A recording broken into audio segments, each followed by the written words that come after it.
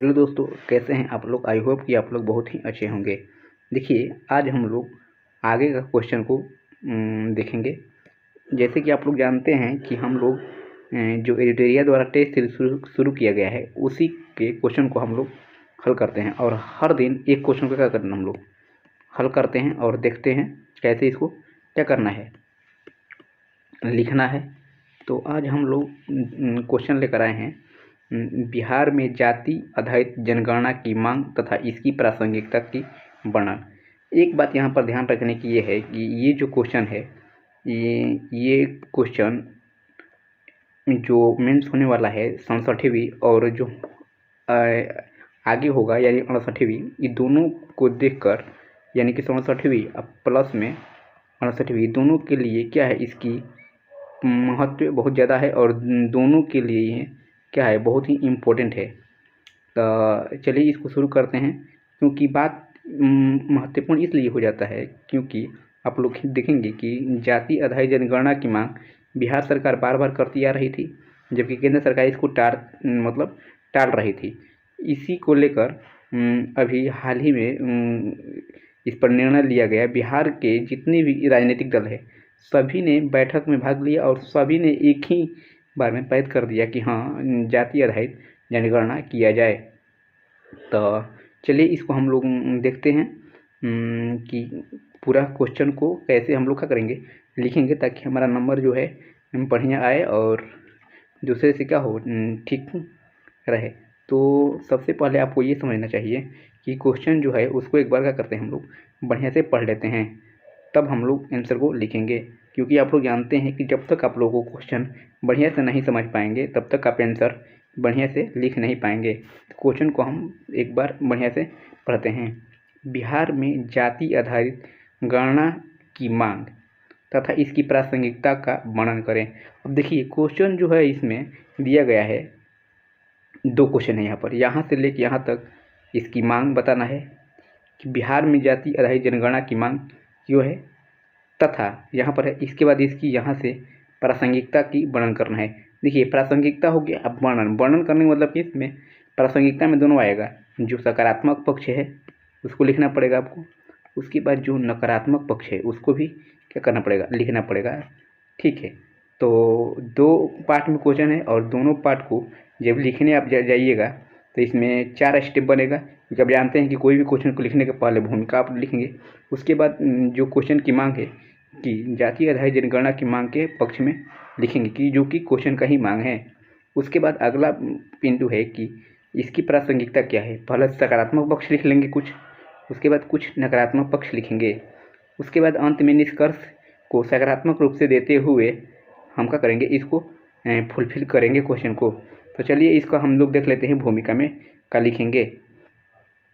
जैसे कि यहाँ पर दिया गया है, हाल ही में बिहार सरकार ने जाति आधारित गणना के प्रस्ताव को मंजूरी दे दी है। यह सही है कि जाति भारतीय समाज का सच है। इसी को आधार बनाकर आज़ादी के बाद समाज के पिछड़े वर्गों एवं जातियों का सामाजिक, आर्थिक एवं राजनीतिक सशक्तिकरण किया गया। तो वहीं इसी दौरान जाति आधारित राजनीति के उभार ने देश के विकास एवं जनगणना को नकारात्मक रूप से प्रभावित किया है। देखिए, यहाँ से आप देखेंगे तो इसमें सब कुछ भर दिया गया है कि जो कि आप लोग जानते हैं कि जो भी क्वेश्चन लिखते हैं, क्वेश्चन की भूमिका जो होता है उसमें हर बिंदु को आप लोग लिख देना होता है, जिसको आप क्वेश्चन में आगे लिखना रहता है। तो आप लोग एक बार देख लिए कि जाति जनगणना की प्रस्ताव की मांग को हो रहा है और बिहार सरकार ने इसको मांग को क्या कहें, प्रस्ताव को मंजूरी भी दे दी है। ये हो गया।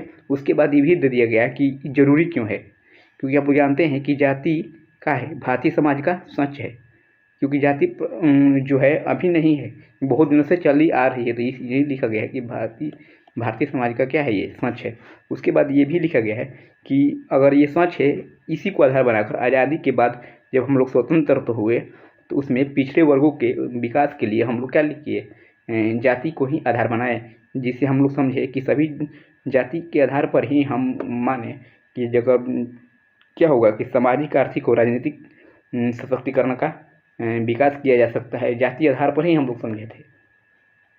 और उसके बाद यहाँ पर हम लोग कुछ नकारात्मक बिंदु भी लिख दिए हैं भूमिका में। जैसे कि यहाँ पर लिखा गया है कि जाति आधारित राजनीति की उभार ने देश के विकास एवं जन कल्याण को नकारात्मक रूप से प्रभावित किया है। यहाँ पर ये लिखा गया है कि मतलब जाति से कौन से निगेटिव घाटा पॉइंट हुआ है। तो जैसे कि आप लोग जानते हैं कि राजनीति में भी और हुआ है, और राजनीति के कारण ही देश के विकास और जन कल्याण कार्य पर क्या हुआ, नकारात्मक प्रभाव है। तो हम आगे अब पढ़ते हैं कि इसका मांग क्यों है। तो मांग के संदर्भ में इसको हम लोग देखते हैं। तो बिहार सरकार द्वारा पिछले कुछ सालों से जाति आधारित गणना की मांग की जा रही है। बिहार सरकार की इस मांग का उड़ीसा और झारखंड जैसे राज्य सरकार भी समर्थन कर रहे हैं। बिहार सरकार वर्तमान में इस गणना के माध्यम से जातियों का वास्तविक आंकड़ा प्राप्त करना चाहती है, क्योंकि हमारे पास गणना के जो आंकड़े मौजूद हैं वह 1931 की जनगणना पर आधारित है।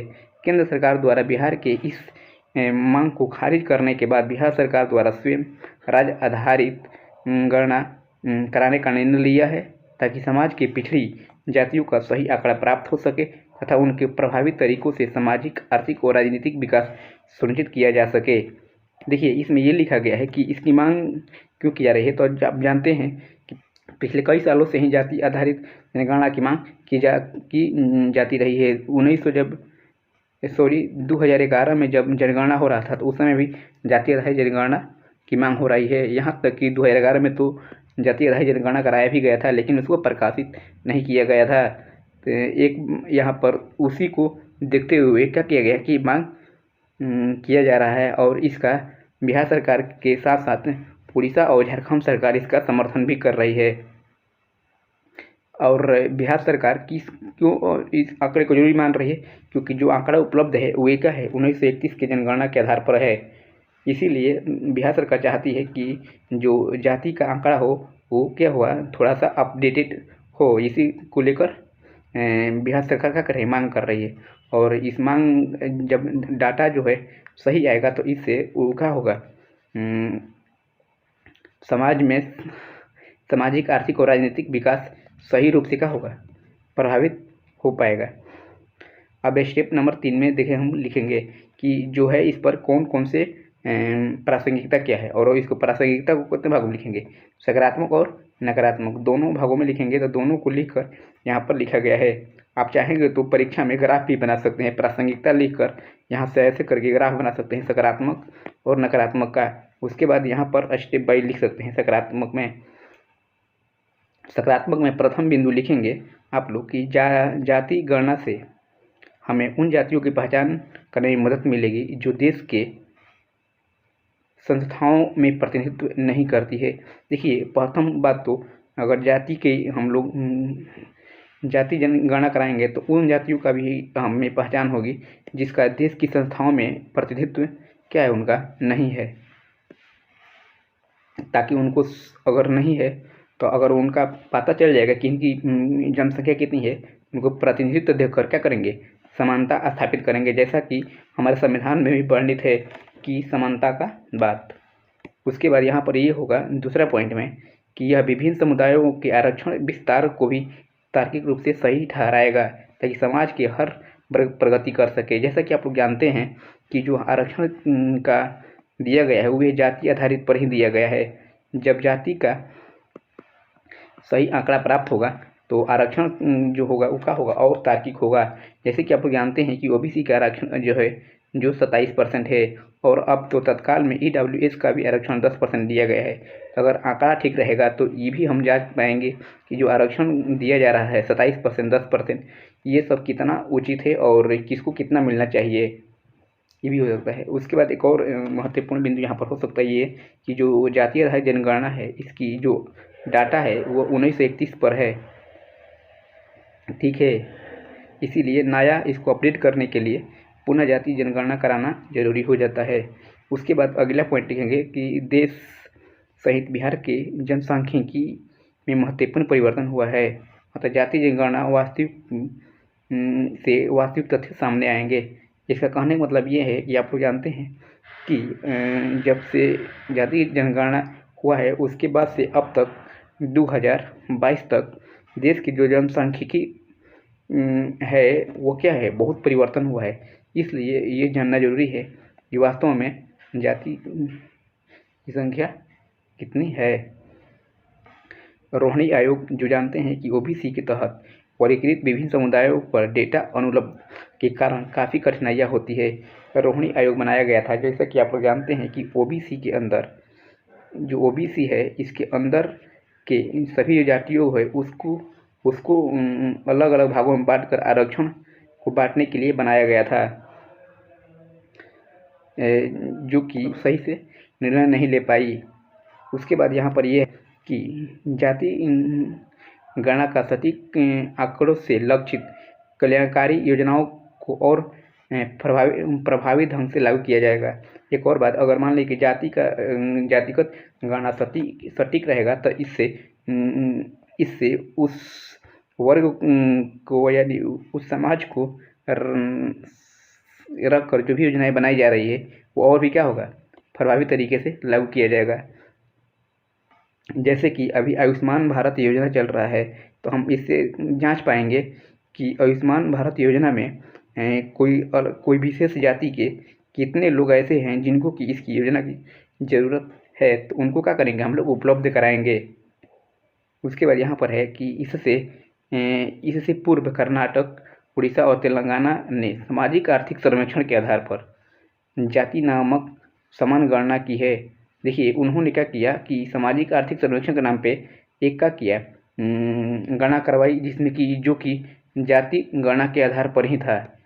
ये सर्वेक्षण करा कौन, सामाजिक आर्थिक सर्वेक्षण कराया, जो कि किस पर क्या था, एक प्रकार का जाति गणना ही था। अब इसका कुछ नकारात्मक पहलू भी है, ये भी आप लोग क्या करेंगे, पेपर में लिखेंगे। उसके बाद क्वेश्चन 1 नंबर पॉइंट कह रहा है कि अंग्रेजों द्वारा 1931 में की गई जातिगत गणना का मुख्य आधार क्या था, वोट डालो और राज करो। जैसा कि आप लोग जानते हैं कि अंग्रेज चाहते थे कि यहाँ के लोगों को आपस में बांटे और उसमें द्वेष पैदा करे, ताकि यहाँ पर हम बहुत दिनों तक शासन कर सके। इसीलिए इसी को ध्यान में रखकर उन्होंने बहुत सारे, जैसे कि सांप्रदायिक अवार्ड उन्होंने लाया, फिर से सिखों के लिए अलग आरक्षण का मुद्दा लेकर आया। उसी का एक भाग माना जाता है कि उसी का एक अगला भाग जातिगत जनगणना भी था। उसके बाद अगला पॉइंट है कि 11वीं सदी में भारत में जाति जनगणना की बजाय जाति प्रथा को दूर करने का विचार करना चाहिए। कुछ लोगों का मानना है कि अब भारत 21वीं सदी में आ गया है, अब भारत को चाहिए कि यहाँ पर जाति प्रथा को दूर किया जाए, जबकि कुछ लोग ऐसे हैं जो कि अभी भी चाहते हैं कि जाति जनगणना कराया जाए, जो कि वर्तमान परिप्रेक्ष्य में व्यवहारिक नहीं दिखती है। उसके बाद यहाँ पर है पॉइंट नंबर 3, SC/ST को छोड़कर अन्य जाति आधारित जनगणना संवैधानिक बाध्यता नहीं है। एक और बात है कि संविधान में कहीं भी इसकी जिक्र नहीं की गई है कि जाति जनगणना किया जाना जरूरी है, बस SC/ST के लिए व्यवधान किया गया है। प्रशिक्षित कर्मियों एवं संसाधनों के अभाव में गणना के संबंध में त्रुटि से इनकार नहीं किया जा सकता। एक और बात यहाँ पर ध्यान देना है कि जिस आंकड़ा का हम लोग बात करते हैं, मतलब जिस डाटा का हम लोग बात करते हैं कि सही डाटा प्राप्त होगा, हम ये मानते हैं कि संसाधन की इतनी कमी है और प्रशिक्षित कर्मियों की जनसंख्या इतनी कम है कि जो डाटा प्राप्त होगा उसको हम ये नहीं मानते कि पूर्ण रूप से सही है, क्योंकि हमारा जो देश है बहुत ही बड़ी है। केंद्र सरकार द्वारा 2011 में आयोजित सामाजिक आर्थिक जाति गणना को विसंगतियों के कारण प्रकाशित नहीं किया गया। जैसा कि आप लोग जानते हैं कि 2011 में जो जनगणना हुआ था उसमें सामाजिक आर्थिक के आधार पर जाति जनगणना भी किया गया था, लेकिन समाज में फैली विसंगतियों के न फैलने के कारण, यानी कि अगर मान लीजिए कि कोई भी जाति जनगणना प्रकाशित किया जाएगा तो ये डर बना रहता है कि उससे समाज में विसंगति न फैले, इसलिए उसको प्रकाशित नहीं किया गया। जाति गणना से राजनीति में जाति की भूमिका और अधिक बढ़ेगी। इस स्थिति में विकास एवं जन कल्याण के मुद्दे गौण हो जाएंगे तथा राजनीति में भ्रष्टाचार बढ़ेगा। रिपोर्ट के एक अध्ययन में यह बताया गया है कि जाति गणना से जाति व्यवस्था कायम रहेगी तथा सामाजिक विभाजन बढ़ेगा। ये बहुत ही इम्पोर्टेंट पॉइंट हो जाता है। ये लिखा स्टेप नंबर 4 हम लोग निष्कर्ष देखेंगे। निष्कर्ष में हम लोग वे सभी चीज़ें लिखते हैं जो कि ऊपर से क्या किए हैं, पढ़ते आए हैं। और एक और बात है, जो निष्कर्ष होता है वह क्या होता है, सकारात्मक होना चाहिए।